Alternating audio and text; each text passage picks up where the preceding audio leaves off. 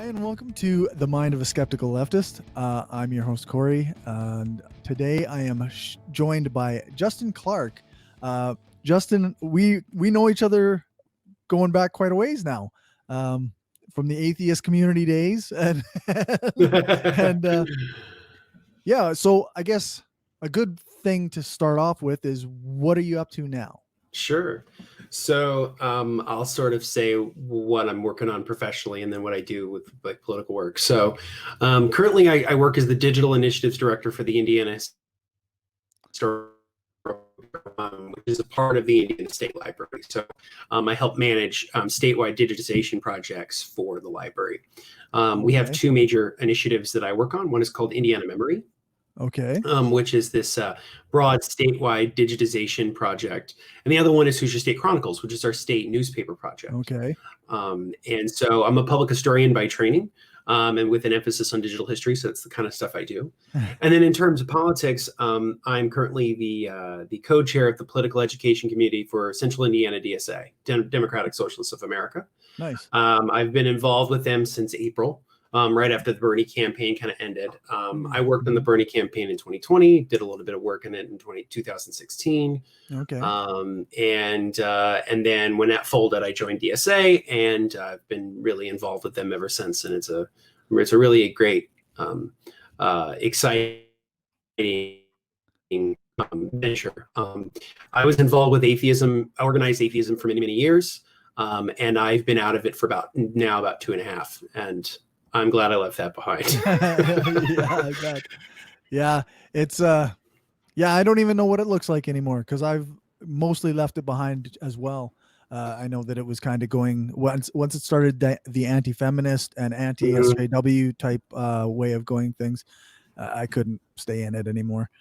Oh yeah, for sure. Yeah, I think the other day, just for kicks, like I listened to Seth Andrews, who I hadn't listened to for years. Right. And I listened to him, and it was kind of like walking into a time machine, because it didn't really change all that much. Right. Yeah. And it's like the same kind of stuff that they always talk about. And I was like, oh, okay. And then that was it. Where's the growth? It's like, where's the change? Like, it's not that interesting to me. Right. It was basically he was not that interesting. The person he was talking to it was a young woman who had been in the Christian music industry, and she had made a documentary, I guess, with like BuzzFeed or something, about sort of the dark side of Christian contemporary music. And I thought that was very interesting, right? For sure. And so, but it was a lot of the same stuff of like, how are you LGBTQ, but yet you still are a Christian? Why are you that? What about the Bible? Like this, it's the very typical stuff, which is like fine, but like. I think there was a shift that happened with me a few years ago, and we can get into that later. But basically, I listened to it, and I was just kind of like, fine. I think probably the only people that I watch now that were connected to that in any way were Hannah and Jake. Formerly Hugo and Jake. I apologize to Hannah for dead naming her, but used to be Hugo and Jake. Hannah came out as trans. And they used to do the Bible Reloaded. I don't know if you remember that, but I do actually. They were, and they used to do like they sort of did like a Mystery Science Theater 3000 with like bad Christian movies, and those two are great, and they've sort of evolved with the times, unlike most of the other people, but they're great, and they're probably the only people I sort of watch or pay attention to from that whole thing. Yeah. I still listen to the Scathing Atheist crew on all their shows, and the Cognitive Dissonance guys, because although they are still liberals rather than leftists, they have grown a lot over the years. I felt, and I mean, nobody's perfect. They still got a long ways to go, in my opinion. But but these are the same guys that in 2017, I believe it was, they were saying that they didn't really like Bernie, and they were very pro-Hillary, and then in 2020, 2019, 2020, they're saying, they're singing the praises of AOC, and they're very on board with Bernie, and like very much instead of straw manning socialists and anarchists and whatnot, they're actually like listening to well, maybe they're not listening to, but they're like speaking about us in like reasonable terms. Yeah. We're not getting like the typical sort of like red baiting or, Yeah. comparisons to Stalin and that kind of stuff, Right. which Right. is great. I mean, that's totally great. I mean, like, and I think like with Hannah and Jake, especially, I mean, I think they probably fit, at least Hannah does for sure, fits way more in sort of the leftist camp now than they ever Okay. did. Yeah. But they're pretty cool. I mean, although I will say they did a stream recently where Jake was talking about how, like, if you look at the Biden platform, how good it is. And I'm like, platforms mean nothing, dude. They mean absolutely nothing. Yeah. It's You can like, say whatever you want on a you can say platform. whatever you want. And then even at the end of the day, and hopefully this is like too off point, but like, if you look at the Democratic Party platform of 2020, there's one very particular issue where it's actually to the right of the party platform in 1948 Oof. when Harry Truman was running for re-election against Thomas Dewey, and it's on the issue of healthcare. When Truman ran in 1948, he basically ran on Medicare for all. He ran on the idea of a universal public health system service that everybody would benefit from. Okay. And he got really close in the late 1940s, and then it didn't happen. But it would happen later with Medicare. Medicare sort of was something that Harry Truman sort of started, and it got kind of finished with Lyndon Johnson in the 1960s, which is why the first Medicare recipient was Harry Truman. He was the first person to sign up. They had the signing ceremony in 1965. But yeah, so the Democratic Party platform today is actually more conservative than it was in 1948 on that particular issue. Right, so right. I think it's like, those are things that matter. So like, while I totally get a lot of there's a lot of good that's in there, like no one is committed to it. And that's the thing. Like they're just documents. They're just sort of, they're paper tigers. They don't really mean anything. Yeah. It's like it's hard to believe platforms. I mean, the Liberal Party here in Canada, they ran their first term guaranteeing electoral reform, and they got a lot of support from left-wing people because of that, including myself. And I mean, they once they're in power, they just say, well, it's too complicated, it's too hard to do. Yep. So yeah, platforms are one thing, but I guess I mean, I'm not going to pretend that Biden is worse than Trump, right? But it's yeah, I agree with you on that for sure. I think it's super But- important for people to realize that, like, I kind of like the way Cornel West framed it. It's like, you either can pick the sort of neoliberal disaster, you can pick the sort of the proto-fascist nightmare. It's like, I'll choose the neoliberal model Exactly. if it's like, if the other one is just so bad. And it's like, I mean, that's a big reason why I unfortunately, reluctantly, because we have a two-party system and there really wasn't a good, outside of just like personal preferences, which is kind of like whatever, like there really wasn't a good third party reason to vote for third party here in the United States. Like, just unless, like, if I thought that like Howie Hawkins, because I live in Indiana, like we're not a swing state. Trump won this. This was the first state that went to Trump in 2016. Right. It was the first state to win to him this year. So I could have easily voted third party. It wouldn't have mattered, right? But like Howie Hawkins had to have 5% to get federal funding, right? That's kind of the benchmark. And he wasn't even close. I mean, he did worse in 2020 than Jill Stein did in 2016.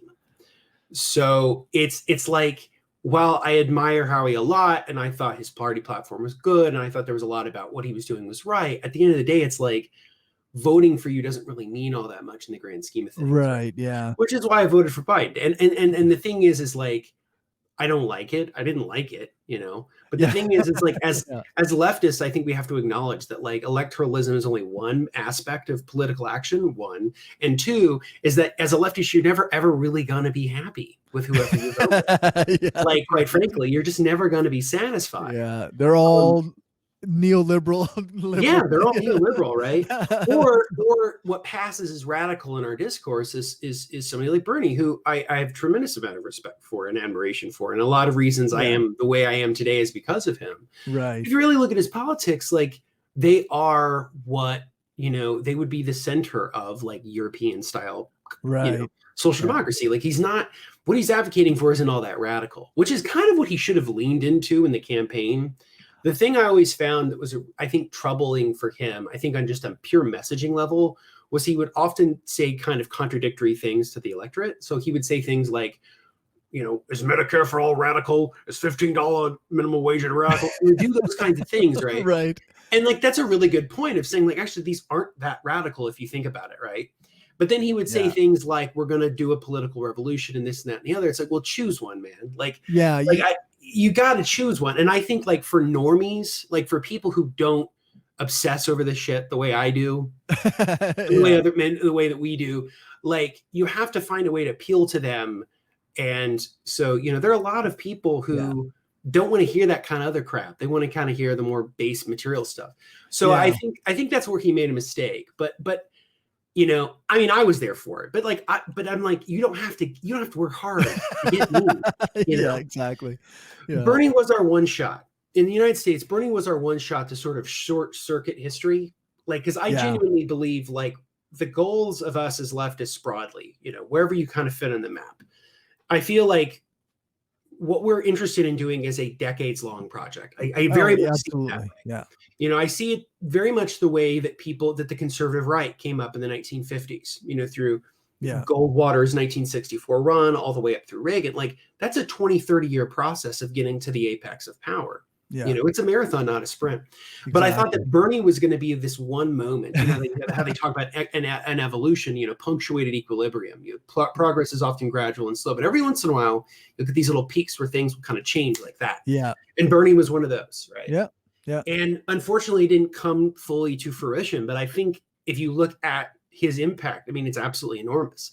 I don't think without him, I don't think you have people like AOC or Rashida Tlaib or Ilhan Omar in Congress. I don't think you have the DSA almost at 100,000 members, which is the largest socialist left-wing organization since the 1930s. Like, we don't have those kinds of things without Bernie. And so I think in that respect, he was definitely great and did kind of short circuit history a little bit. But I think all the time of, like, what was his presidency been like? And I think about that all the time. I guess it's hard to predict what it would have been like, but it is interesting because without Bernie and maybe even without Trump, a lot of people wouldn't be radicalized to the level that they became radicalized. Absolutely. I would still be a crappy neoliberal if Trump wasn't. Right, eh? My politics would still be absolutely trash if I didn't have this sort of years of kind of realizing that, like, Trump wasn't like the problem, that he was like a symptom of it. Right. Yeah. And then I was like, and it just took me years to realize, like, well, what's the problem then? And that was, and I really, and to this day, I still like him, but as John Oliver, I always liked watching John Oliver every week, and he would talk about a problem, this, that, and the other. And I felt like, well, then when you start to kind of look at it and you realize, like, all these problems are actually connected, and then you realize what the problem is. The problem is capitalism. You figure it out. Like, at some point, you figure it out. You realize, oh, this is the problem. When people talk about we have structural problems in this country, that's what they mean, because they won't ever say it out loud, right? Because most Democrats are liberals. They're not actually going to say, yeah, exactly. So just was super important for me. And so, yeah, I mean, Donald Trump is a huge part of my own political evolution. I would say Donald Trump, Bernie Sanders, and leaving the atheist movement. Those three things are really important for my shift as a political thinker, as a political sort of, animal. So let's go with that. Let's what I mean, the last time we spoke, like in podcast, online or whatever, we were talking about, you just had decided that Dave Rubin was no good. And yeah, man, that was back when you had your own show, Reason Revolution, still, I believe. Yeah. And we spent an hour and a half talking about Dave Rubin and how awful he was. Yeah. So how did Rubin you get was from there to here? He's an interesting cat, man. The consummate. Yeah, go ahead. Sorry. I was just going to say, so how did you get from there to here? That's a great question. So summer of 2018 is a very watershed moment for me in my life, right? Okay. So at the time, I was still running Reason Revolution. I was still involved in the broader atheist movement, but I was having a lot of life problems, like personal life problems. I was having health issues.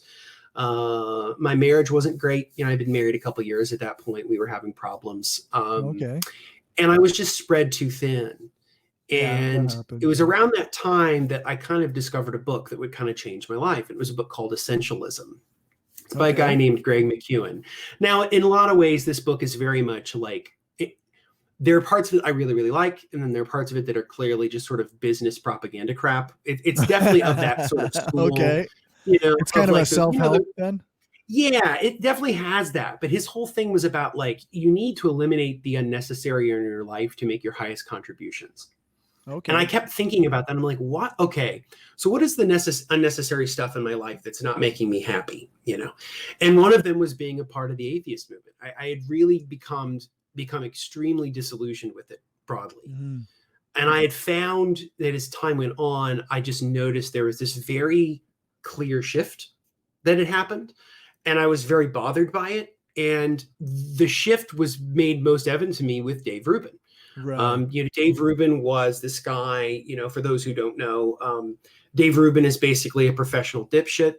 But he used to be he was a failed stand-up comedian who got a job with the Young Turks, the very successful sort of left-leaning, sort of left-ish. Yeah. Although Anna Kasparian's becoming pretty damn cool, I'll have to say. She's great. Yeah, and was it Hassan Piker? Hassan Piker, yeah. Yeah, I would have to say, yeah. Really cool. And Anna is awesome. She hosts a show for Jacobin now called Weekends, which is great. Oh, nice. But yeah, so Rubin was this guy who was with the Young Turks, then he became this sort of right-wing-ish, forever he said, well, I was of the left, but I left the left, and this kind of thing. Yeah, classical liberal, very centrist. Classical liberal, yeah, and very much like at that time, like with my politics in like 2017, 2018, were like mid 2018, were very Steven Pinker. Like I was very much in these sort of like markets create like prosperity, and like all we have to do is just tame capitalism. Like I was very much in that camp. Right. But then there was this noticeable shift. Like as his show went on, it got crazier and weirder and weirder and weirder. And I just remember the breaking point for me was when he had the right-wing nutcase Katie Hopkins on his show. Okay. And Katie Hopkins is this like super right-wing, horrible lady who talked about after like, I think either the Paris attacks in 2015 or 2016, something around those, like she literally said that we needed to have like a final solution for Muslims in Europe. Whoops. And she's basically like sort of a, before there was like thinking of like the alt-right, which I guess is not really a term used as much anymore, but like a couple years ago it was. She was definitely much in that vogue. Okay.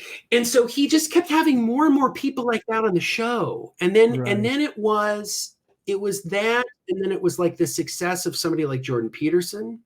Right. And all of those people. I remember talking to you. We might have had you on Brainstorm with a crew after our last solo chat, actually. And we talked about Jordan Peterson and why we all thought he was kind of a crackpot. Didn't realize he was going to get popular the way he did. So he is a crackpot. I want to apologize to any of your listeners from that time period for whatever kind of apologetics or bullshit I was doing about him. And the main reason I did it was because my partner in my venture with Reason Revolution was a very big Jordan Peterson guy. Right. And I had to sort of work around that. And that was also a big problem. Like, basically, I kept coming to him with issues. I'm like, well, what do you think about this? And what do you think about this thing he said or that thing he said? And you get what you get from people like him, which is, oh, well, you don't understand. You don't get the context of it. You have to watch every YouTube lecture and read every 500 pages of being to understand exactly what he's saying, that women should be forced into marriages with men. Like it was very weird. But basically I was done. My vision of what I wanted to do was done. And I was really tired of hiding behind like a persona. Like Okay, it was yeah. like, my first show was called An Army of Principles, and I used to work with this and I used to do that. And then I had Recent Revolution. And I was like, I just want to be me. I just want to be Justin Right. Clark. I want people Yeah, to see what I have to say as a human being and not be tied into this kind of box. for sure. But Rubin was a big part of that because he became incredibly right wing. I'll never forget when he said, like, if Trump's elected, I'll hold his feet to the fire as much as anybody, which was complete horseshit. And I said, like, and I kept saying things. I'm like, mark my words, he's gonna become a full-blown conservative, and then he does. And I said, mark my words, he's gonna become religious, and then he does. Yeah, like Because he actually abandoned atheism. Yep. He abandoned he abandoned his initial proposition. Like the whole reason that he has a show is because he always appealed to like the skeptics and the sort of atheist crowd, right? And that's gone. Yeah. And then I said, mark my words, he's gonna like get a deal with like PragerU or some shit like that. And then he did. Like it was everything I thought he was gonna do, he did. Because Rubin is, and I know this word gets thrown around a lot. I know it's very cliche to say, but the man is a grifter. Right. Yeah. And the thing is, it's like, because there's no money in being true to yourself.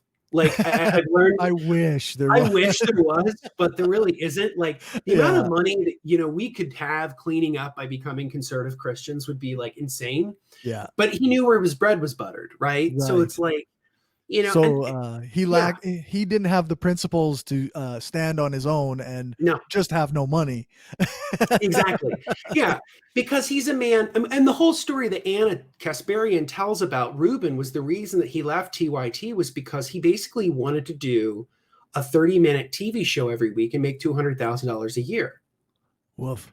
That was the big reason he wanted it. Was he's like, I want to do a 30-minute show once a week, and I want to get paid six figures to do it. And they were like, "Are you nuts? Like, no, like that's not going to work." You're not that impressive. You're not that impressive. Like, and apparently, like, and even when he did the 30-minute show with TYT, it wasn't actually terribly good. Most of it was gossipy kind of shit, which he kind of still peddles in. I mean, if you really watch him politically, he's not all that interesting because he doesn't ever really delve into policy. He'll just sort of talk in his typical talking points, or he'll say his typical, like the regressive left and all that like stupid crap or whatever. and it's like, and of course he became a Trumper. And I said, and I used to make the joke, and maybe it's a little off color, but I'll say it anyway. Like, mark my words, he'll leave his husband at some point and become straight. I mean, I don't, because he has no principles. Because the man has no principles or like personal beliefs or values or core propositions. The man is he's a void. Yeah. So like, and I apologize if that it comes off as homophobic. I don't intend it to be. But like my main point is just saying that like, if he knew of a way to make more money by ditching his husband and marrying a woman, he would do it. Because I think he is truly that unprincipled and without any real values. Yeah. And that got me to start thinking about the whole ecosystem that he was in, right? Right. And in the intellectual dark web or whatever the hell that was, right. Yeah. And this comes in, there were really two things that happened at the same time that really changed me. One was ditching Dave Rubin, and the other one was finding Michael Brooks. Right. Yeah. And Michael Brooks we lost him this year. Unfortunately, absolute titan of the left media space. And he was incredible. He did a 20-minute video that the Majority Report pulled because Dave Rubin got butthurt that he was called dumb so many times by Michael Michael Brooks in this video. But Michael just lays out in this excellent, 15, 20-minute video just how much of a complete total idiot that Dave Rubin was. And I was like, oh, this is very interesting. And then it was, oh, he does critiques of Sam Harris, who I used to really, really like. And I started watching those and I went like, oh yeah, this is very interesting. Right. And then I started listening to his show, and his show kind of changed me. It was like, that was the moment, every once in a while you come across something and it's just this like cathartic moment. Right. And I guess I was kind of on the path there. I didn't really know where it was going to go next. And through him, I really discovered a whole new kind of world of thinking. It was him and people like ContraPoints and others I was watching, I was like, okay, there's a whole different world of this. Right. Yeah. And that was when I discovered that. And then it was, and then it was rediscovering Marx. It was just rediscovering Marx, who I hadn't read since college, and realized I'm like, oh no, this is me. Like this is what I've been meaning to like, right. This was in sense my of head all the repetition. time, but This was like, it's always when you like I said earlier, like you have all these like disparate elements that you're sort of thinking about and you're thinking through, and then you realize, oh, actually they all come together. yeah. And Yeah. then that's when you realize like, oh, this is kind of how this shit works. But yeah, Ruben was one of those guys who, I just think the dude is total for bullshit. And I think he knows it. I think he knows that he's a sack of crap. I think he knows that he's a total grifter and he doesn't care. Because he's got, he just bought like an $8 million house. So it's like, what, like, man, I would love to make that much money and be that stupid and be that lazy, which is kind of the other thing, because you can make up with the lack of intelligence with like a good work ethic. I feel like anybody can. Oh, right? yeah. Some people are not like always intellectually gifted, but if you bust your ass, like you can make a living, and like I'm not forever going to begrudge you that. But to be that stupid and to be that lazy and to be that successful, it just goes to show you truly how desperate the capitalist class is to have someone be their mouthpiece. Well, yeah, and the real selling point at the start was like the guy who left the left, right? Like, well, as soon as he started selling that, I mean, it's like born again Christians who go and they say, oh, I used to be an atheist, or believers in any one thing that used to, oh, I used to be a skeptic. Yeah. I mean, C.S. Lewis made a whole career out of it. Yeah. Right. Yeah. But, it's one of those things, like any person who is willing to give up their principles and switch teams to the side with money will find themselves with a bunch of people offering them their money. Yeah. And then just realizing that there was this whole ecosystem that he lived in. Like that was kind of the other thing too, and sort of learning to sort of just truly the sort of economic incentives behind all of this. Oh yeah. Because I think that was the other thing too, was like there was him and there was, PragerU, and then there was Joe Rogan. Like there was this whole ecosystem of people. Yeah. And realizing that like all of these people, it's very incestual, where like this person will go on Ruben, then they'll go on Rogan, then they'll go on Prager. And it was like, they were all like connected. Yeah.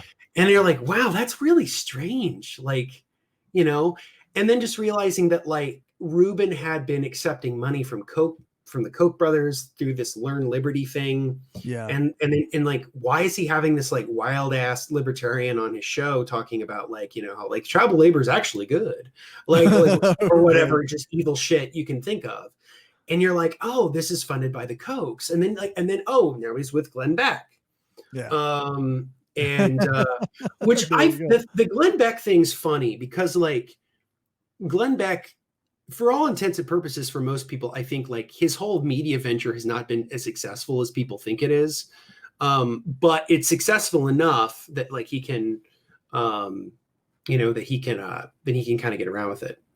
But yeah, Ruben, it was the Katie Hopkins interview, and then the other thing was him sort of doing apologetics for Alex Jones. That was the other one, where he was just kind of talking about like, oh, well, Alex Jones isn't so bad, this, that, and the other. And I was like, no, actually, he's a piece of shit. I don't understand why you're like that was always Joe Rogan's thing too, right? Like, yes, having Alex Jones on his show and then being like, oh, he doesn't really mean most of that stuff. He's just saying it to rile people up or whatever. It's just, but at some point he can rile people up too much, and the thing he's doing is actually really harmful.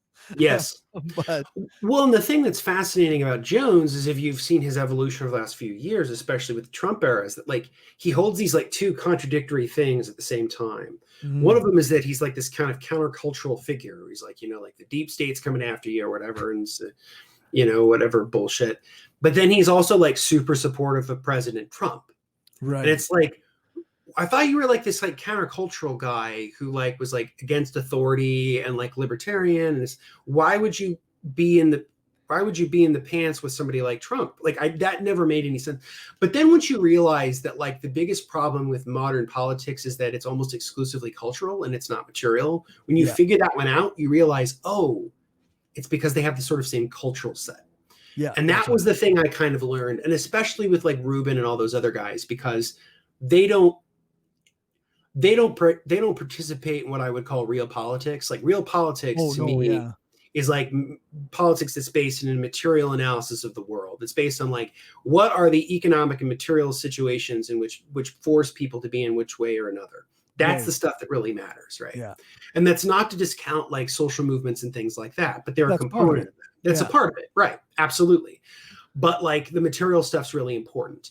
And Rubin and all those other guys almost fight exclusively in the cultural realm. Sam Harris is like this too. Yeah.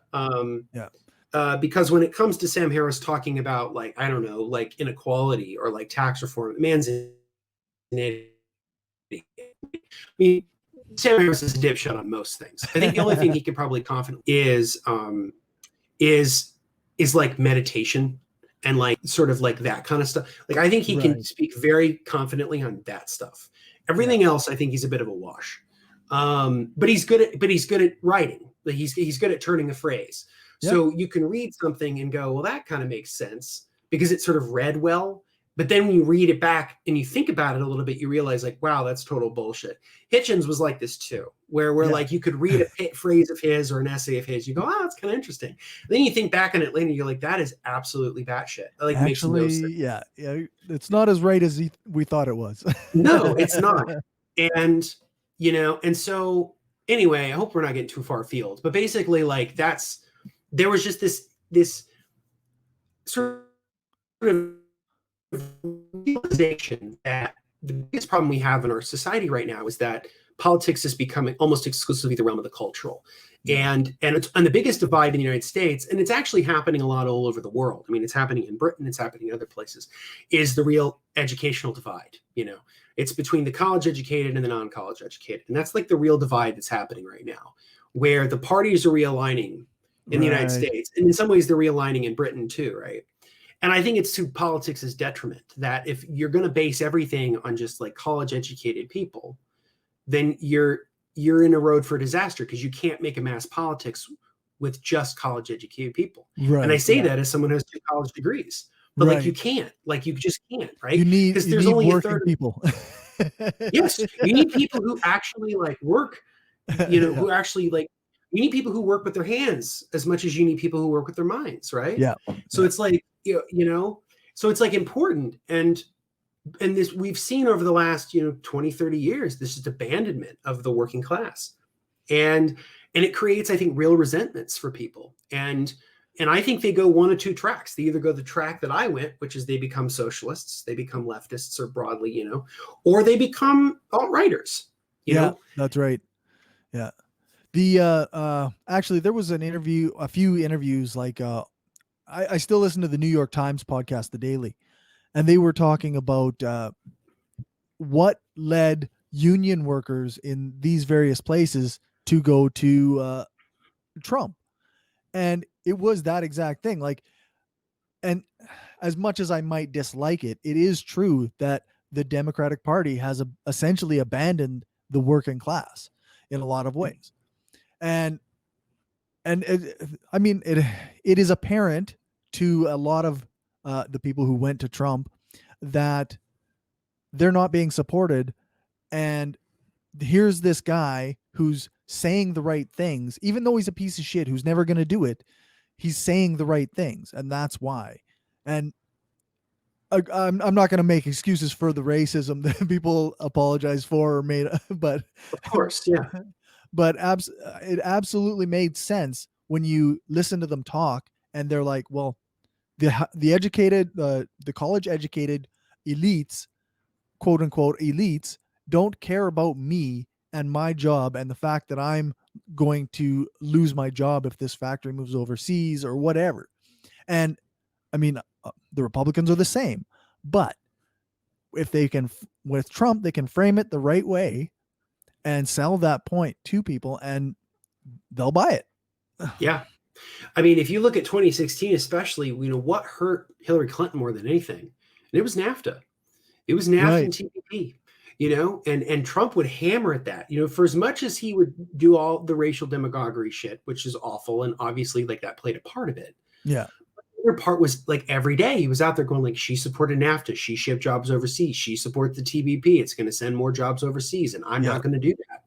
And like, say what you will, like, was Trump full of shit? Yes, he was full of shit.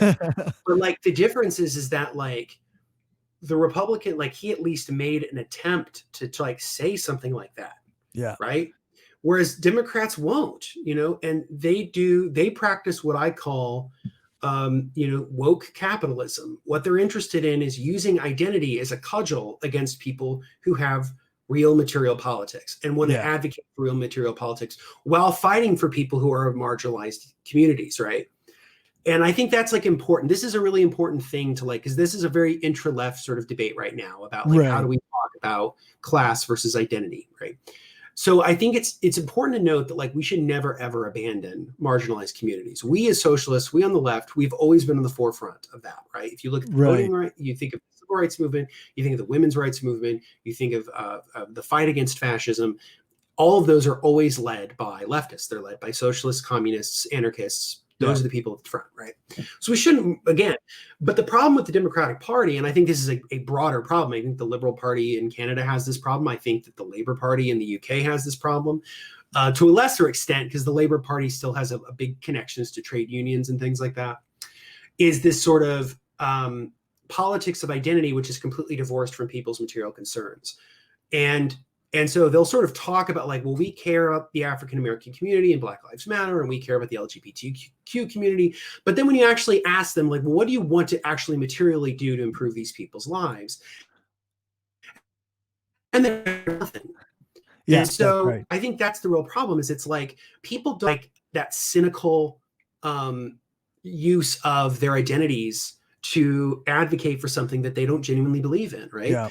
And so like, I think that's a big reason why Trump did better with certain minorities, is because the Democratic Party didn't offer them anything beyond just, we see you, we hear you, which is like, whatever. Like at some point you do enough of that, people don't care. So I always make the joke that the big difference between a Democrat and Republican, the Democrats and Republicans in the United States is the Republican slogan is go fuck yourself. That's pretty much their slogan, right? Yeah. And the Democrats' slogan is, we see you, we hear you, go fuck yourself. and that's really it, right? These, they act like they have so much empathy and caring. And again, it's all just performative shit. And people get tired of it. And people who would easily have voted for Democrats if Democrats had made just a small thing, like all Joe Biden had to do, I think he would have done so much better in this election if all Joe Biden came out and did every day was, I'm gonna help end this pandemic, and we're gonna pass the minimum wage to $15 an hour. If he had said that every single day, I think he would have won so much better. Yeah. And I think down ballot races would have been so much better. But we realize that like this sort of neoliberal coalition of people of color and college educated suburban white people can only get you so far. And like and the reason that Biden won was not as much was yes, it was like those suburban white Republican voters who voted for Biden and then voted down ticket Republican, right? Because that's what the lot of people were. It was the people who had built community and activist organizations and been really doing real on the ground stuff in Arizona and Georgia, right? Especially Georgia,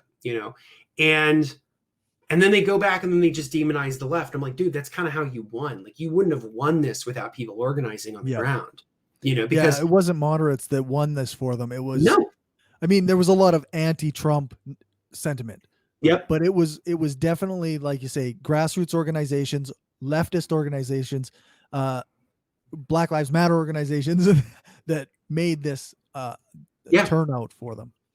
And the Bernie stuff, the Bernie infrastructure helped him too. I mean, I think the Bernie infrastructure helped him immensely in places like Nevada and Michigan, like, and I feel like I have two minds on this, because like, on the one hand, yes, that's part of that's true. But then too, like, Joe Biden's win was so wimpy that I wouldn't want to claim it. Like, I wouldn't want to claim that we were the decisive factor in that, because it was awful. Like, objectively, like, I mean, but it's he barely squeaks by. They barely keep the House, and they're probably going to lose the Senate because the two people one of the people they have running in Georgia is kind of okay. The other one's terrible, and that's John Ossoff. He sucks. But like both of those they're probably going to lose, right? But that's kind of the best of all possible worlds, right? Because I think I say this a bunch, is that Democrats are really ruled by two things. Besides the I see you, I hear you, go fuck yourself. The other thing that they're really ruled by is, one, they don't believe in anything. Republicans, despite how evil they may be, believe in things. Yeah. And they will fight for them. Yeah. But Democrats don't. They don't believe in anything. And then two, they don't want to do anything. Republicans love to do all kinds of stuff. It's evil, it's awful, but they're good at it. They're really good at actually doing things. Yeah. Democrats don't want to do any of that. If they lose the Senate, if the Democrats don't get the Senate, Joe Biden will be happier than the pig in shit, because then he can spend the next 4 years basically saying, oh, I couldn't do all of this that I said I would have done because of those darn Republicans. I couldn't get it because of those darn Republicans. And he'll play the same playbook that Obama did and just kind of act like a wimp. And that'll be to his short-term benefit in terms of like how he wants to operate. But it's going to be long-term. It's going to be electoral disaster, because I'm thoroughly convinced that if this pandemic didn't happen, Trump would have won re-election in a landslide. And I genuinely believe that. If the economy stayed pretty hot and we didn't go into a recession until 2021 or 2022, I think Trump would have kicked his ass. Yeah, people have convinced themselves that what's happening on Wall Street is indicative of what's happening with their well-being in some way. Even though it's completely divorced from it, they feel like a good Wall Street means the economy as well, which means that somebody, at least I might not be at work, but somebody's at work, right? Mm-hmm. Well, and I think it's really important. Like I remember seeing some meme, and it's kind of funny, but it's just like the stock market. The stock market is just astrology for rich people. Yeah. Which I kind of quite liked, right? Yeah. Or they'll say that like the stock market is basically just rich people's feelings. Like that's all it really is. There's an enormous divide between what the stock market does, which again, the vast majority of Americans have nothing in the stock market. No, that's right. Or if they do, they have it through like their pensions or their retirements through the companies they work for. Like that's how I have it, right? But I don't invest in individual stocks. I don't buy, But vast majority of the people, there's that, and then there's the real economy, right?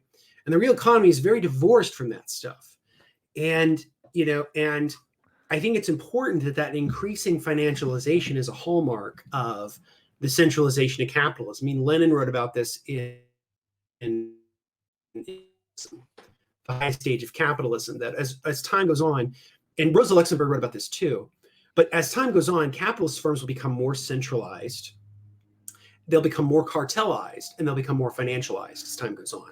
And that's exactly what happens, right? So even with antitrust, even in the great era of like, Teddy Roosevelt and the progressive era and the breaking of trusts and things like that, it didn't really matter, right? Because they were more profitable than ever. When they broke up Standard Oil in the 19-teens with antitrust laws in the United States, they broke it up into a bunch of different companies. They broke it into Sunoco, Amoco, a bunch of other different ones. It made more money than ever. And it made John Rockefeller the richest man in the world.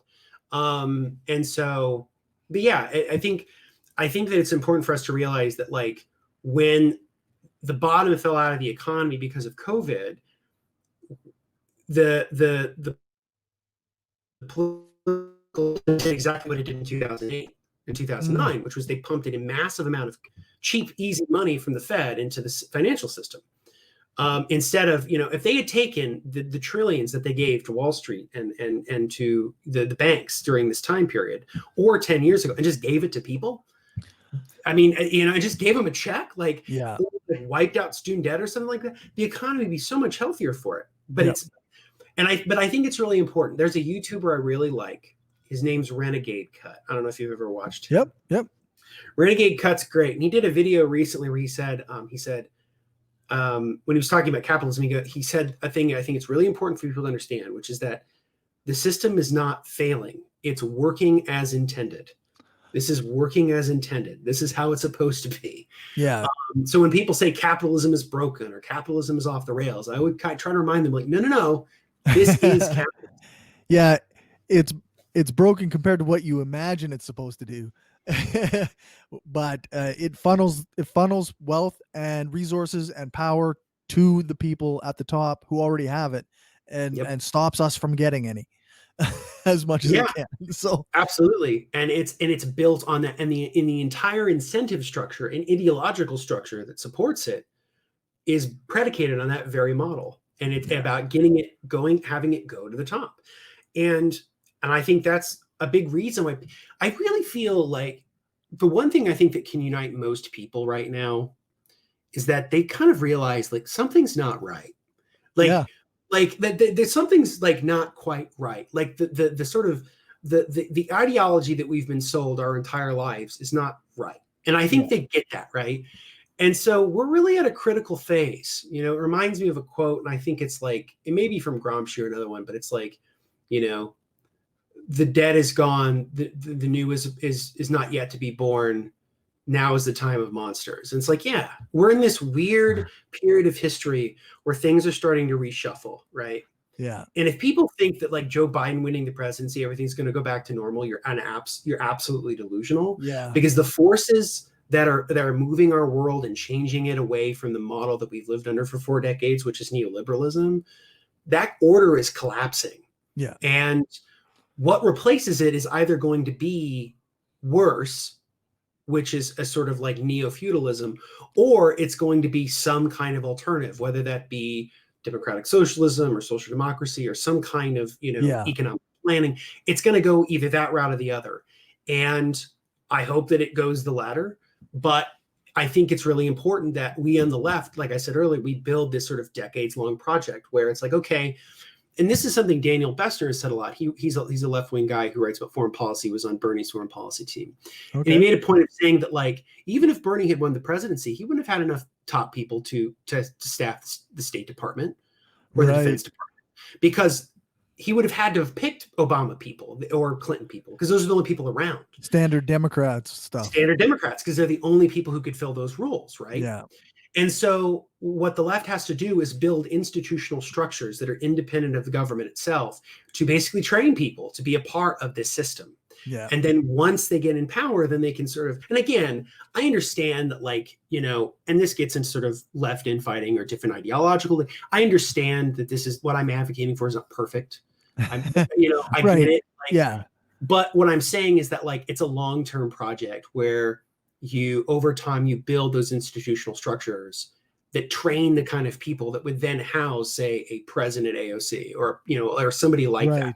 Yeah. Because if you don't do that kind of work of building those institutions, then most of the people who are going to end up filling those positions are just shit Democrats, which is exactly what we're seeing right now with Biden's cabinet picks. Yeah. It's You've all got of a them. lot of red Democrats Yeah. in various places that even if the Democrats get the Senate, they have, like Joe Manchin has said, I'm Yep. not voting for Medicare for all. Yeah. He's the kind of person who will not vote for canceling student loan debt, like that kind of shit. I And mean, most Democrats wouldn't. I mean, if John Ossoff wins in Georgia, he wouldn't vote for it. no, that's right.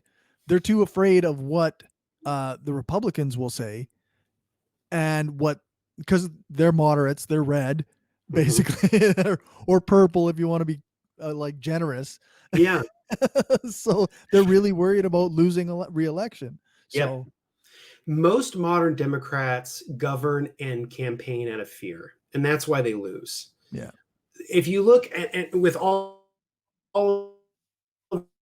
if you look at the New Deal coalition that developed in the 1930s and existed through the 1960s in the Great Society, if you look at that period of time, the thing that's important to understand is that it was a very fragile coalition. It was a tenuous one, very much built centrality, with one of the central factors of it being the sort of Southern stranglehold, which is part of the reason why the New Deal's gains were not as distributed to African Americans. In some ways, they were actively shut out of it. right. But if you really look at that coalition from the 30s to the 60s, what is the one thing it has? It won. And why did it win? It won because you had an outside left. You had socialists, you had communists, you had anarchists, you had trade unionists. You had all these people on the outside agitating for things to be different, right? Yeah. And so you have an active, very active and vibrant left, which is then forcing FDR and others to sort of move in that direction. So you have that. The other times people were truly, they're kind of in the place that we were in now in 1929, the Great Depression, where it's like, feel right. Like, this isn't working. And they figured that one out. And they built a coalition that was rooted in real, honestly, in my opinion, like real material transactional politics. And with all of its flaws, it gained, there's an incredible amount that was achieved during that time. If you look at, Medicare, Medicaid, Social Security, the National Endowment for the Humanities, the National Endowment for the Arts, if you food stamps, Head Start, universal pre-K for children. Right. All those things are products of this. They're imperfect, but we got really broad social democratic gains. And the reason was because those people, the New Deal coalition, set the agenda. They weren't constantly reactive. They were proactive. They sort of set the agenda. And the problem is that the Democratic Party, pretty much since, Jimmy Carter, certainly since George McGovern's run in 72, are not that anymore. They've given up on the material part of it, and they've gone all in on the cultural stuff. And I really blame hippies, because hippies were terrible for left politics, in my opinion, because they were all about like drugs and getting laid, and they completely divorced it from like real political concerns. Right. Not all of them, but a lot of them did. And so, there was that shift that happened where the left retreated into cultural centers, it retreated into academia, and it stopped being connected to real people. Yeah. And I think the main goal for us as leftists is to reconnect politics to real people. Yeah, we need a working class left. You do. You need, at the end of the day, you need a working class left. You need a coalition that's built of people. And I would go even further. I would say something that Crystal Ball and others say all the time, which is we don't just need a working class left. We need a multiracial working class left. Oh yeah, that's right. Because if you look at the vast majority of people in the United States, and I can't speak for Canada, but the vast majority of people in the United States who are working class, they're African American women or they're Hispanic women. Like, that's who it is.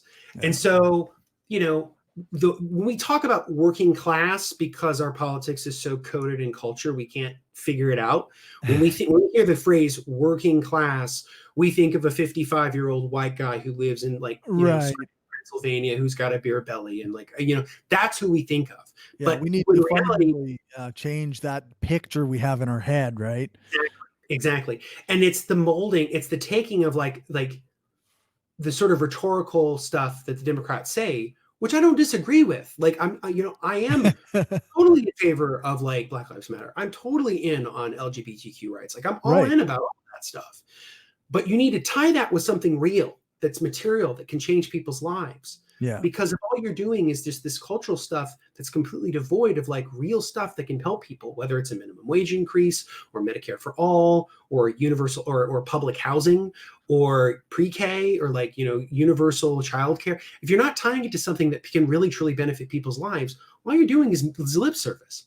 Yeah. And to me, that's the real shift that happened in my thinking because of Marxism and because of Marx. It was really getting back to materialist politics and thinking about that kind of, material analysis is so important. Yeah. Like, I made a little solo rant video right before the election because, a lot of people are saying you have to vote blue, right? They vote blue. And I was saying like, but there are literally people who live their entire lives that with no, like, presidents come and go, and red, blue, it doesn't matter. Their life never changes materially because of who's in that seat in the office. And that's something that has to change. Like, and actually when I was thinking about that, my thought was of people that in Florida who were eligible to vote now because of the bill that passed where they could, ex-cons could vote, right? But those people still are looking at it and going, well, why? Like why would I ever bother? It doesn't change my life in any way. Mm-hmm. So yeah, no, you're right. And I think that's part of the reason why Biden did so well with Black voters was, I think, precisely this thing, which is that there was a great article in The Nation. This was, I think, right after Bernie lost the primary. They made a point of saying that, and I think it's also important to note here that like Bernie 2020 is very different than Bernie 2016. Like Bernie 20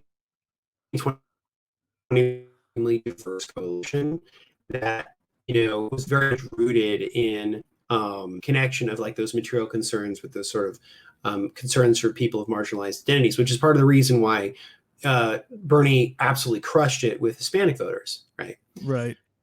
But he didn't do that with Black voters, and people are like, well, why? Why wouldn't, his message seems.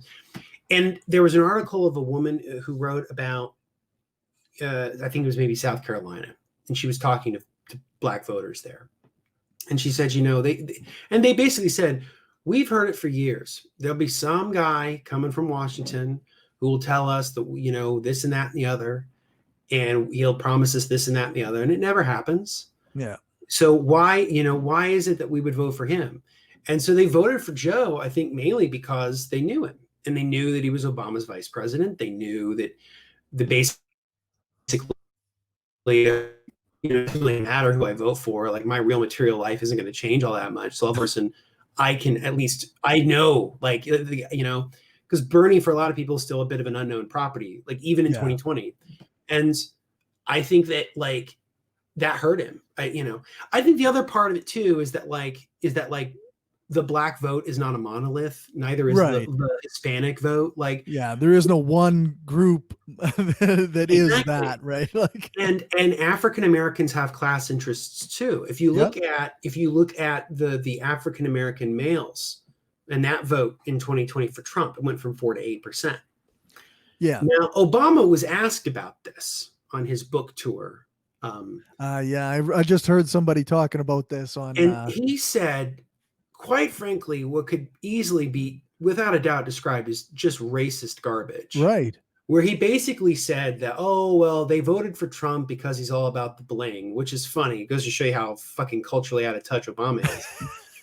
It's like, dude, like, and I think the Chapo guy said this. They're like, rappers aren't about the bling anymore. They're about taking Xanax and like zoning out. Like, that's what rappers are. That's rap now, yeah.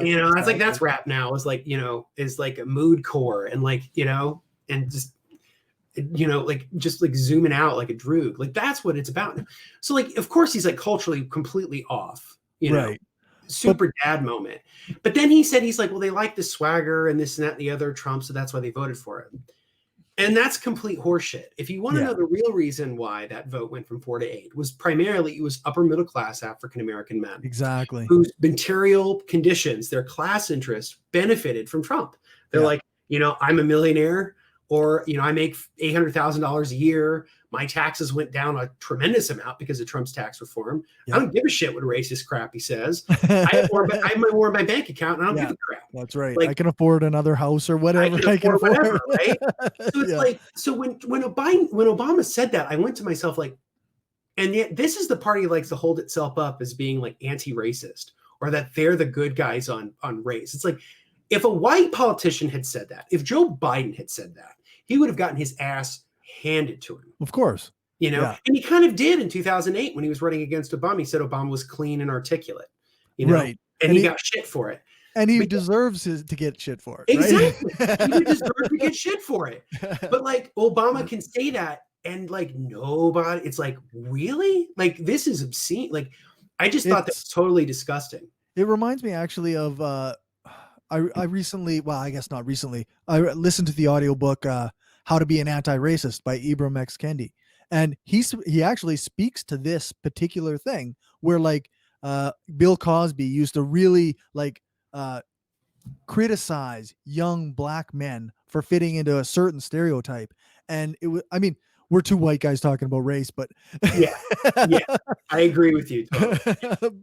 But he talks about it in this book, about that very same incorrect style of racism that comes from more materially wealthy Black people.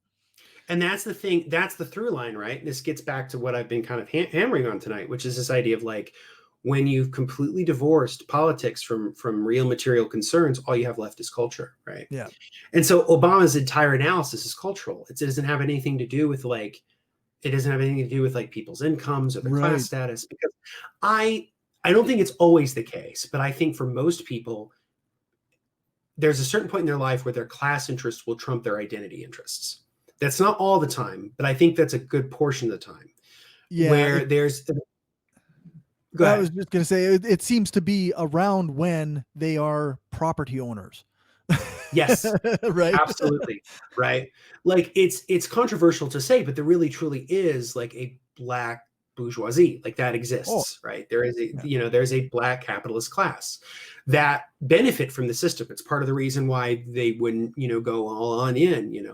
on certain people. So I think that's important, right? And again, like that's their class status. I'm not going to tell that they're wrong. Like that's what they believe. Like, I'm only going to critique them in as much as I'm going to say I think they're wrong because of X, Y, and Z. But I'm not going to but it's not because like I'm singling it out because they're a certain race or whatever. Like, no, it's more Right. about class interests. Yeah. Because everybody has them.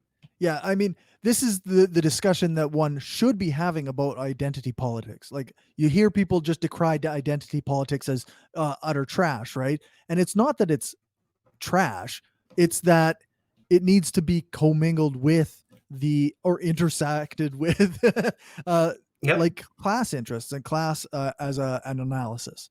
Absolutely. I've said this a bunch of times on a bunch of different podcasts, and I'll say here too, that I totally support, I'm not against politics of identity. What I'm against is the cynical use of identity politics as a cudgel against the left, which is what the Democratic Party does.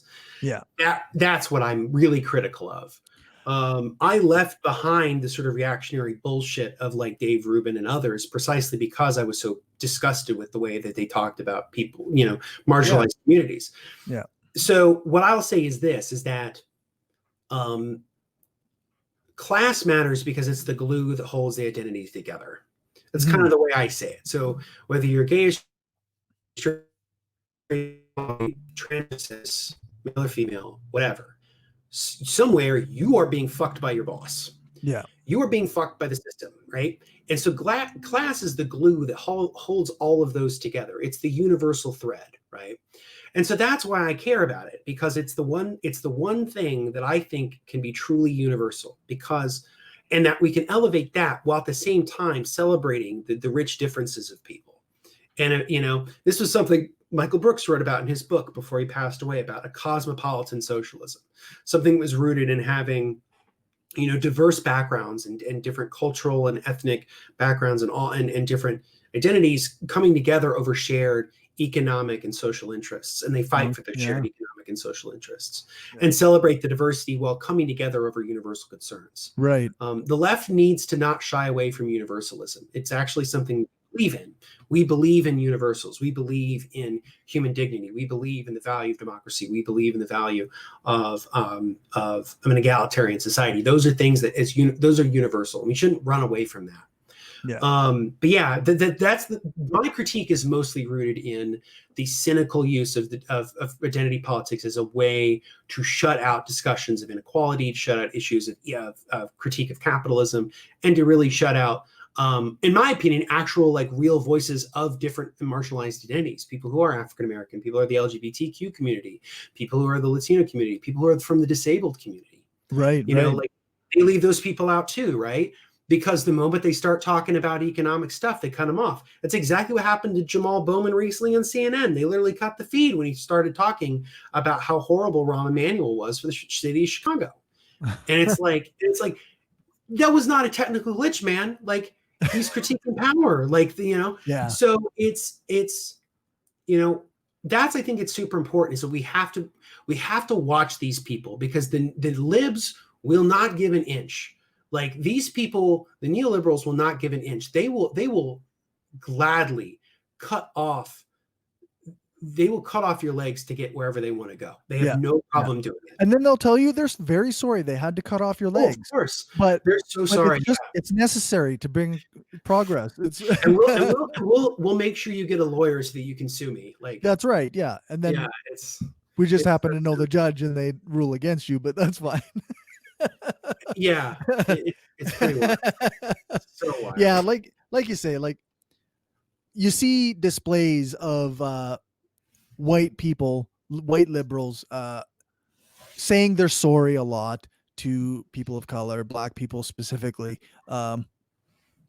During these Black Lives Matter protests, you have like what was the one video of all these white folks kneeling down and Oh begging God. forgiveness from, like, it's super cringe. Oh, it's weird. It's so weird. Like, but they still are not, like, these people, they're begging forgiveness Yeah. for the way that, but they won't support a defund the police program, or they won't support, like, anything that like actually changes the system in some way. Right. I think the perfect example of this, besides the people kneeling or like washing feet or like just some other crazy outlandish shit that I've seen people do, which is just beyond cringe, is I think the perfect example of the Democratic Party and the broader liberal class and how they think about all these things is what they did in Washington, D.C. The mayor, the sort of liberal Democratic mayor of Washington, D.C., Muriel Bowser, who repainted, who renamed Pennsylvania Avenue to Black Lives Matter Avenue, and they put Black Lives Matter on the street, right? Yeah. While she's simultaneously doing all of that, she's also asking for an increase in the police budget. Right. Right? That's who these people are. Yeah. They are cynical. And it goes back to what I was saying earlier about how they don't believe in anything and they don't want to do anything, right? It goes back to these people really don't genuinely believe in anything. They're purely cynical in the sense that they'll be more than happy to paint Black Lives Matter in the street because that doesn't challenge anything. It doesn't really change anything. That's right. But if you ask, you can do that without risk.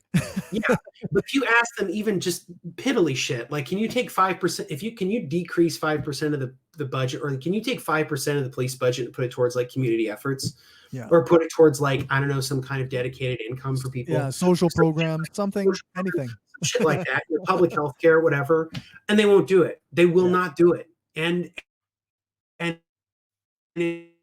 I think that is indicative of who these people are and why we should be very distrustful of the sort of liberal professional class, because that's who they are.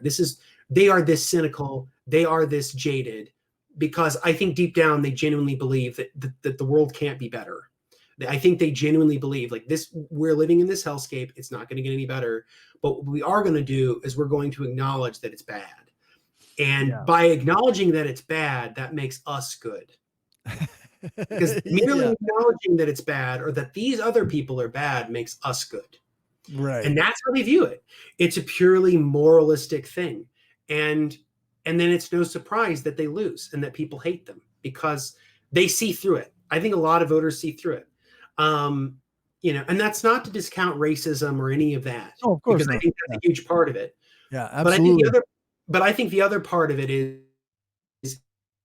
if people are truly like, they see this bullshit for what it is, which is just a cynical way to get people who would never vote for them anyway. Yeah, that's right. All right. We've been going for about an hour already. I know. I want to give you some more evergreen stuff. You've been doing pretty contemporary stuff. Let's do some evergreen stuff. Okay, so at the end of the show, I try to do a little bit of counter propaganda. That's kind of what the whole show has been, but there are a couple things. I mean, if there's a thing that you want to specifically say that is like in the zeitgeist that is incorrect. Ooh, that's a good question. I think the one that I think about the most lately because of the pandemic is that, and especially since John Ossoff, who's running for Georgia elections for the Senate there, he gave this interview where they basically asked him like these rapid fire questions, like, do you support this and that and the other? Okay. And he brought up Medicare for all, and he went, no. Like, he didn't even, one of the arguments you constantly hear from, here's a good one. This is a universal one, and this ties into Medicare for all. Okay. Is you'll often hear on like Fox News, or you'll hear on even MSNBC and stuff like this, you'll hear like, oh, well, if we did what Bernie wanted to do, if we did what AOC would want to do, it would cost $100 trillion. It would cost $100 trillion, or it would cost $85 trillion, blah, blah, blah, blah. One of the things they don't tell you about that is that that's over 10 years. Generally, that's projected over 10 years. Yeah. So it's like not 85 trillion all at once. It's like 8.5 trillion all at one, 1 year. And then maybe it's 7 the next, or even less. Right. Yeah. And so that's one thing you'll often see in news that is total bullshit. So when you hear that or you see that, no matter wherever it is, you have to understand, one, that what that number is it's projected out over 10 years generally, because that's how they do those kinds of things with like the Congressional Budget Office. And two, the number's probably it's kind of probably overshooting it. Like it probably wouldn't cost that much. So that's one thing I think universally it's really important for people to point out. The other thing I would say is when it comes to Medicare for all, one of the things we constantly hear is we can't afford it. We can't afford it. We can't afford it.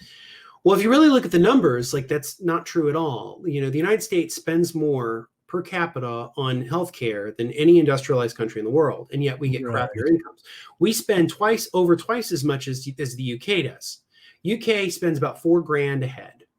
And the United States spends about 11 grand a head. And we have shared outcomes. Yeah. So, this was something I think it's trying to articulate this to people that like the kind of big, bold, progressive proposals that people have, whether it's Green New Deal, Medicare for all, getting rid of student debt, they always say, often, how do we pay for it? This is a very common thing you'll hear.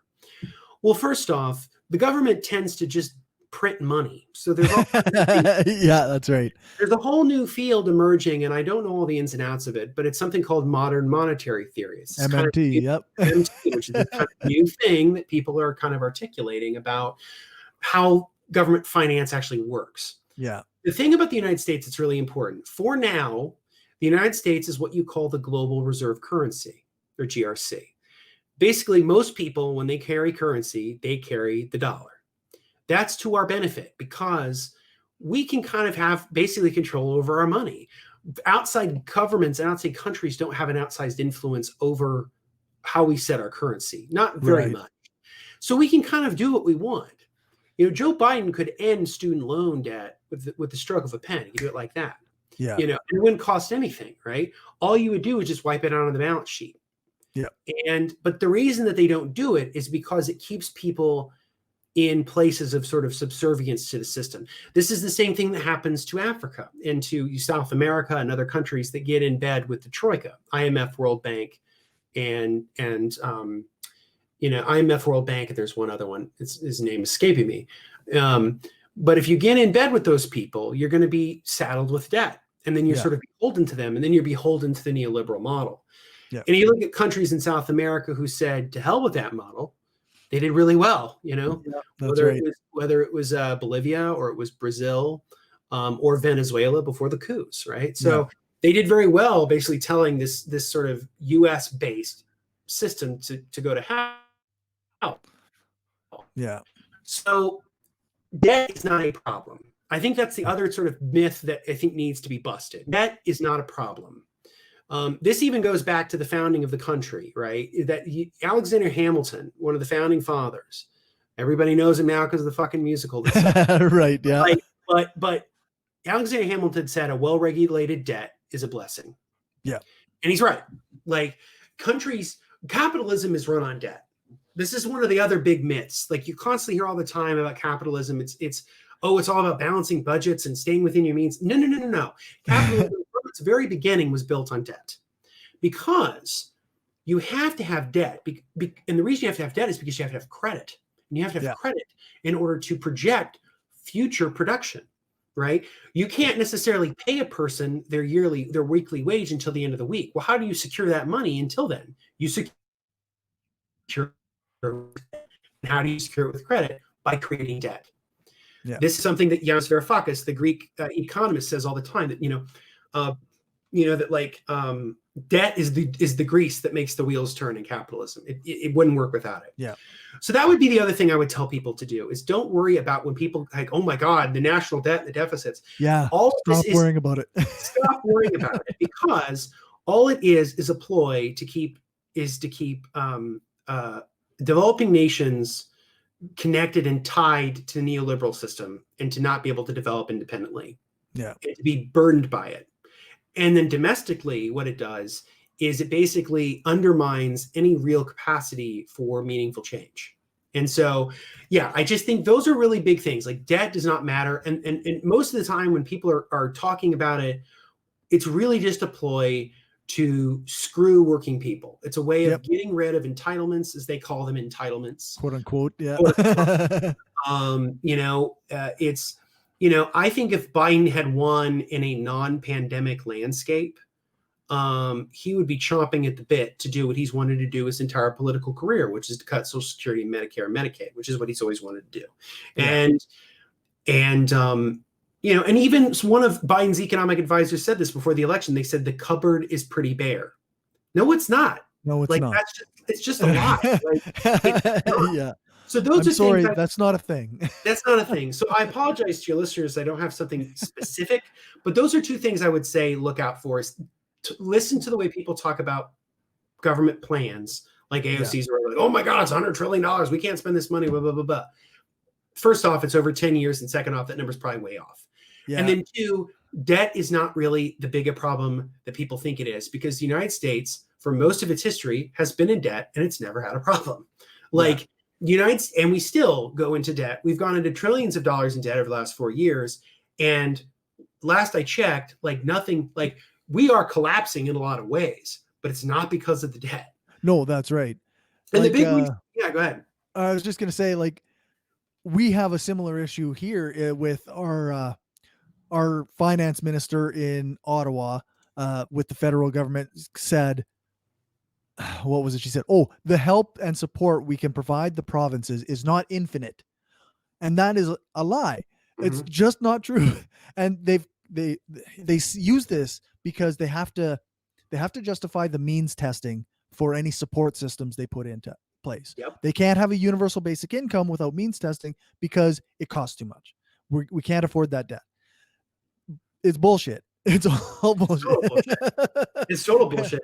That's why here in the United States, it's part of the reason why they canceled the extension of unemployment benefits, because people realized that they were being paid more being on unemployment than they were actually working full time. Yeah. That's an indictment of the system. I mean, if you have a system in which the government's baseline pay for unemployment is more than people would get if they were working, that's terrible. And the big reason that this country is so much in debt, whether it be government debt or personal debt, is because of the lack of growth of wages. Wages have practically stagnated over the last 4 decades, while corporate profits have gone higher than ever. There are multiple graphs you can look up online where it's like the 1% goes like this, and everybody else it's like this. Yep. And it's like, and if you adjust for inflation, the minimum wage in 1960 was worth more than the minimum wage today. And it's like $15 for a minimum wage is actually pretty conservative. It should really be close to like 20 or 22. But the reason they don't, and that's the whole reason they do all this means testing crap or this debt mongering crap, is they don't want people to get the idea in their heads that, one, all of this is possible, and two, that another world is possible. They don't want to give people the idea that, oh, this could actually be different. Like, this doesn't have to be this way. And this gets into a little bit of theory with a guy named Mark Fisher, who wrote a book called Capitalist Realism, which is an incredible book. Yep. I highly recommend people read it. It was a big part of my shift to the left, along with the socialist left, along with Michael Brooks and reading Marx. Right. Mark Fisher was a huge part of it. And it's this idea that the book is based on this idea that the neoliberal order we live in right now, and we've lived in for the last 4 decades, we're sort of sold as it being natural. This is another thing you'll hear a lot. Right. You hear from people like Steven Pinker and others that humans are natural, therefore we have to create this sort of individual system. It's human nature. This is who we are, right? And that's total horseshit. Like, first off, the vast majority of what we live in is created. It's not something that humans have as much of a propensity to be selfish as they do to be cooperative and helpful. Yes. Like, those go hand in hand. Yeah. Most people are not angels or demons. Most people are somewhere in the middle, right? We have the propensity to be an asshole. We also have the propensity to be charitable and giving. If you develop a culture of charity and giving and community, exactly. If you develop a system that prioritizes people's needs rather than the pursuit of profit, you wouldn't have that kind of system, and And so that's another thing I would say for people to look out for is when people make like naturalizing arguments for capitalism, because the lords during the feudal era before capitalism used the same argument to defend feudalism. Instead of saying natural, he said this is how God wants it to be. It's the same argument. Yeah. So, Yeah. you know, when you hear it from people, know what it is. You know, this is the way it is because God says so. Anytime you hear people say this is the way it is because science says so, you know, be a little skeptical of them. I'm not trashing science. I love science. Of course. But what I'm saying is people use it as cynically as a way to avoid talking about real shit. Yeah. So those are things I would say, you know, watch out for people deficit mongering, because all they really want to do is just, you know, screw over poor people. And you want to know any bigger proof than that is somebody like Paul Ryan, former Speaker of the House here in the United States, ran for vice president, total piece of shit. Yeah. When he spent his entire political career talking about deficits and debt. These are terrible. Oh my God, we have this huge problem. We have to cut the government. We have to, you know, we have to do this and that and the other. What does he do? What is his major political accomplishment besides just being an asshole? His major political accomplishment is passing the Trump tax cuts in 2017, which blew $1 trillion hole in the fucking budget. Yeah. I mean, this dude this country has racked up incredible amounts of debt because of the tax bill, which goes to show you it was never about the debt. No, it was never about the debt. It was always about we have to fuck poor people. This whole point.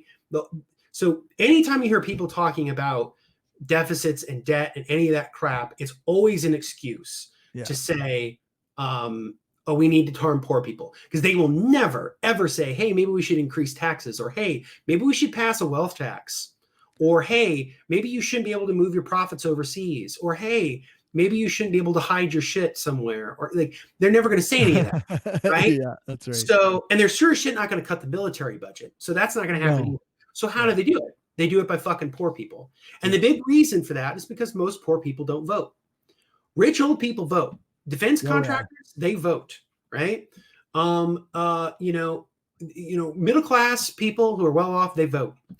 And I think that the most terrifying thing is an organized working class that votes and not just does more than vote. Because liberals have a fetish for voting. That's right. Yeah, I'm being sort of perverted, but I would organize and strike and build institutions that are independent of the government, independent of philanthropy. And so, those are things I would say are really, really important. You know, just watch out, and your bullshit meter should go up all the time. Yeah. And the thing is that I love skepticism. I love that you're doing this podcast because it brings two things together that I absolutely love, which is skepticism and being on the political left. Yeah. Because most people who call themselves skeptics are reactionary assholes who have horrible politics. Yeah. So I think it's really good about developing a sort of left skepticism, or as broadly as I like to describe it, a left secular humanism, which is sort of a thing I'm thinking more and more about as time goes on. But I want to keep all those things that I really like about when I was in the atheist movement and add them in with, you know, the stuff I'm interested in now, which is left politics, Marx, material analysis. So because as shitty as the movement itself was at times, and like much of the philosophy wasn't bad. Yes. So it, as a person radicalizes farther and farther left, you can use some of that philosophy that gave you the good critical thinking skills and the good scientific analysis, and you can use that to inform your leftist politics. I couldn't agree with you more. I mean, it certainly informed mine. And you can look no further. I mean, there are a couple of writers I would highly encourage people to read that kind of have a good intersection of this. I'm sorry for not being more diverse. They are two old dead white guys, but they're great. One of them is a guy named Corliss Lamont, who I might have mentioned with you before, you may have heard of. Sounds familiar. But he wrote a book in the 1950s called The Philosophy of Secular Humanism, or The Philosophy of Humanism, which is incredible. I mean, I think it's a standard text. It's great. Right. For being a book that's 60 plus years old, it's incredible. But he was also a very dedicated socialist and a Marxist, and so he wrote just as much about skepticism and critical thinking and atheism and humanism as much as he wrote about socialism. Right. And there's a couple books of his that are great. One of them is called Voice in the Wilderness, which has been out of print. You can find a dirt cheap copy. I found a dirt cheap copy.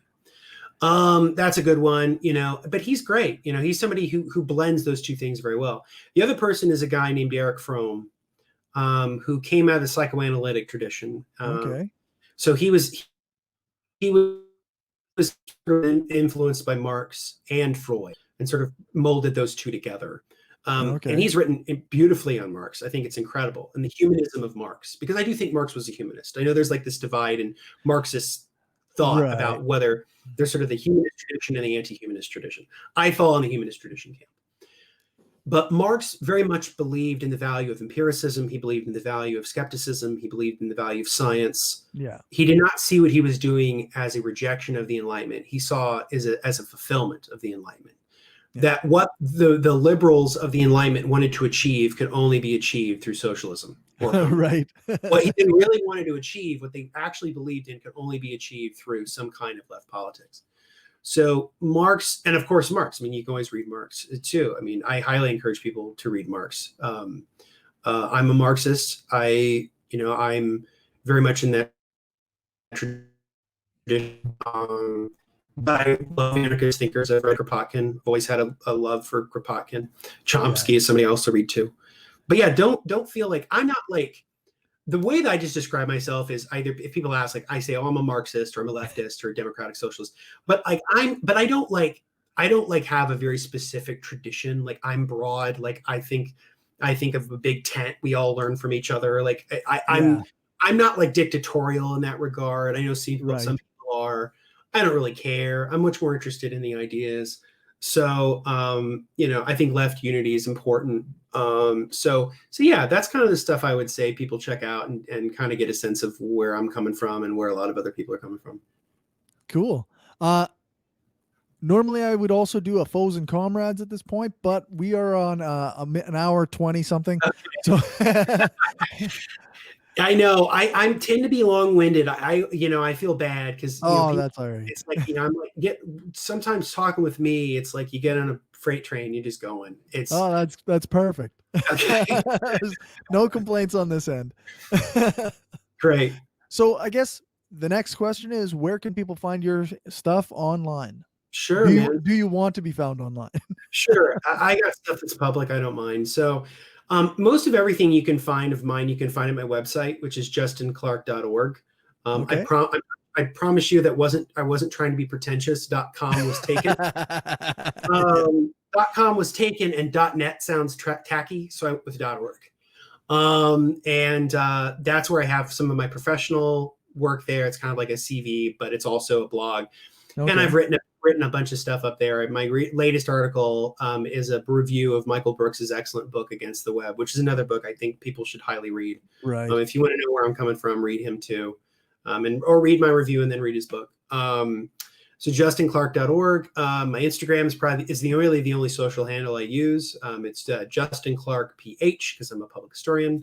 So if you type in Justin Clark PH, you'll find it. I do book reviews there. I post stuff I've written there. And then just kind of other random stuff. And then if you are listening and you just so happen to be interested in the Democratic Socialists of America, I highly encourage you to check out DSA. I'm a member of Central Indiana DSA. Definitely, if you're interested in a big tent organization and you're in the States, DSA is great. We're almost at 100,000 members, and we'd love to have you. And if you're in the Indiana area and you're listening, we'd love to have you join some of our stuff too. So centralindianadsa.com or .org, I think, is our site. But if you type in Central Indiana DSA on Google, you'll get it. Okay, perfect. Well, thanks for joining me. It was really good. It was really good to talk to you again. I hope we can do this again soon. Cory, it was an absolute blast. I had so much fun. Thank you so much for having me, and stay safe and have a nice holiday. Yeah, you too.